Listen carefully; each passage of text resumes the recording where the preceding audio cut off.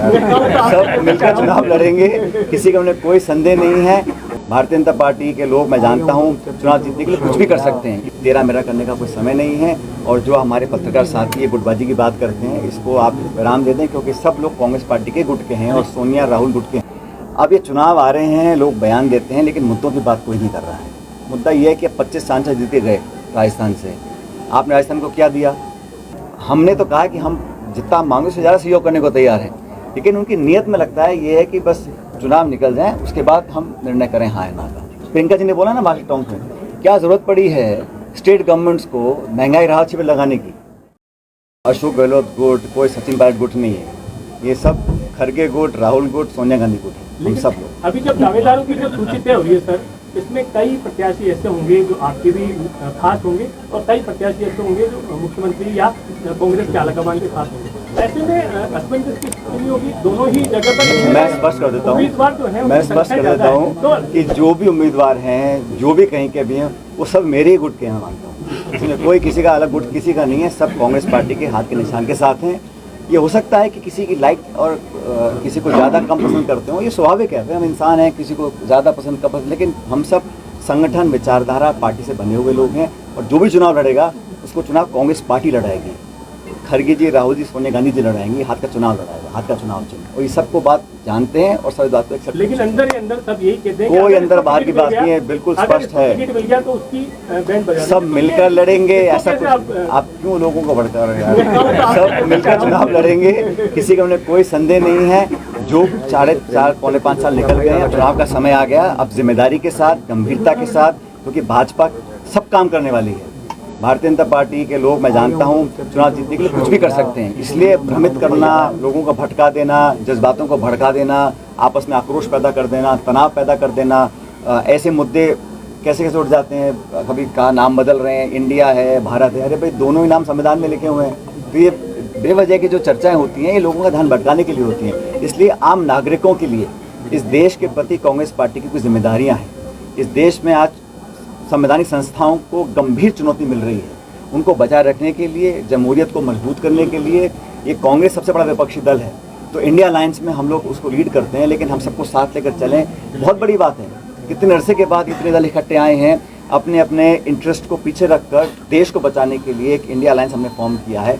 तो जब बाकी लोग कर रहे हैं, तो कांग्रेस जन का तो और ज़्यादा दायित्व बन जाता है कि एकजुटता दिखाएं और आपस में मिलकर साथ चलें। हम सब चुनाव लड़कर भाजपा को हराएंगे, तभी तो मैं समझता हूँ हमारा जो इंडिया अलायंस है, हमारी कांग्रेस पार्टी का जो उद्देश्य है, उसको पूरा कर पाएंगे। कांग्रेस की अलायंस इंडिया का है, तो क्या अलायंस के जो घटक हैं वो कह रहे हैं कि सनातन धर्म को भी समाप्त करना है? ऐसा है, मैं इसमें क्या का कमेंट करना नहीं चाहता हूँ, लेकिन हम में से किसी भी व्यक्ति को ऐसी कोई बात नहीं बोलनी चाहिए जो किसी और दूसरे व्यक्ति के जज्बात या सेंटिमेंट्स को हर्ट करे। हमारी कुछ भी सोच हो वो हम तक रखें, लेकिन किसी को भी अधिकार नहीं है कि किसी और के फीलिंग्स या सेंटिमेंट्स को हम लोग हर्ट करें। ये हमारे यहाँ एक फ्रीडम ऑफ स्पीच है, अपनी आप बात को व्यक्त कर सकते हैं, लेकिन एक ध्यान रखना चाहिए कि किसी और के जज्बातों को हम ठेस ना पहुँचाएं। अजमेर आने का आज कोई विशेष मैं बहुत दिनों से पत्रकार वार्ता नहीं करी थी, मैंने कहा आपके जो समर्थक हैं उनको कोई मैसेज आपकी तरफ से देना चाहेंगे? क्योंकि मेरा सब कांग्रेस पार्टी के समर्थक हैं और मैं कांग्रेस पार्टी का कार्यकर्ता हूं। हम सब मिलकर एक परिवार के रूप में बैठे हैं, काम करेंगे। और मैं दावे से दोबारा कह रहा हूं आपको, ताकि आप लोग कंफ्यूज ना हो, कि राजस्थान के अंदर कांग्रेस की सरकार दोबारा बनानी है, सबको साथ लेकर चलना है, तेरा मेरा करने का कोई समय नहीं है। और जो हमारे पत्रकार साथी ये गुटबाजी की बात करते हैं, इसको आप विराम दे दें, क्योंकि सब लोग कांग्रेस पार्टी के गुट के हैं और सोनिया राहुल गुट के हैं। लेकिन पार्टी के लोग कह रहे हैं कि अजमेर में समानांतर कांग्रेस संचालित हो रही है, उसको कैसे समाप्त करेंगे? समानांतर कांग्रेस एक है, चुनाव चिन्ह एक है, ये तो बहुत बड़ा दरिया है, इसमें सब लोग शामिल होंगे। तो संगठन की बैठक शहर अध्यक्ष नहीं बुलाते हैं, कहीं और से उसका कॉल। धर्मेंद्र राठौड़ उसको साफ से पूछा जा रहा है। धर्मेंद्र राठौड़ बुलाते हैं बाकायदा आरटीडीसी के अंदर। कौन बुलाते हैं? धर्मेंद्र राठौड़ आरटीडीसी चेयरमैन जो है, वो संगठन की बैठक कॉल करते हैं। धर्मेंद्र राठौड़ आरटीडीसी चेयरमैन, हाँ, जिन्होंने आपके लिए भी स्टेटमेंट दिए थे पहले। मैं देखा नहीं कैसे वो बाकायदा उनका आरोप है कि वो समानांतर कांग्रेस चला रहे हैं। और नहीं, मुझे लगता है ऐसे कोई कर रहा होगा। अगर कोई कर रहा है ना, तो आपके ये विजय जी सुन लो ना, मुझे लगता है ऐसे कोई कर रहा होगा। अगर कोई कर रहा है तो ठीक नहीं कर रहे हैं, हम सबको साथ में। हालांकि मुझे लगता है ऐसे कोई कर रहा होगा। राजस्थान आखिरी की 2 कानून व्यवस्था पर क्या कहेंगे? क्राइम होता है, पुलिस पकड़ती है, मैंने क्या स्टेटमेंट दिया था इसलिए आपने और बताओ भाई कुछ मजेदार बात है। शांति अधिमान पर बयान दिया गजेंद्र सिंह शेखावत ने उन पर अपसारण किया। अब ये चुनाव आ रहे हैं, लोग बयान देते हैं, लेकिन मुद्दों की बात कोई नहीं कर रहा है। मुद्दा ये है कि 25 सांसद जीत के गए राजस्थान से। आपने राजस्थान को क्या दिया? ARCP के प्रोजेक्ट को आपने मान्यता दी।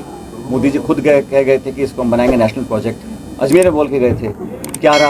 DPR बन गई, हम लोगों ने पैसा सैंक्शन कर दिया, आप करना नहीं चाह रहे हैं। और एक मंत्री ने तो बोला कि जब सरकार बनेगी तभी करेंगे। मतलब ये जो तरीका है ना काम करने का, ये मनमोहन सिंह प्रधानमंत्री थे, उन्होंने कभी पक्षपात नहीं किया। सरकार किसी पार्टी की स्टेट में हो, लेकिन फेडरल स्ट्रक्चर में इलेक्टेड गवर्नमेंट है, उसको आपको उसका जो शेयर है, रेवेन्यू शेयर, वो देना पड़ेगा। उसका जो डिमांड है देनी पड़ेंगी, उसको सहयोग करना पड़ेगा।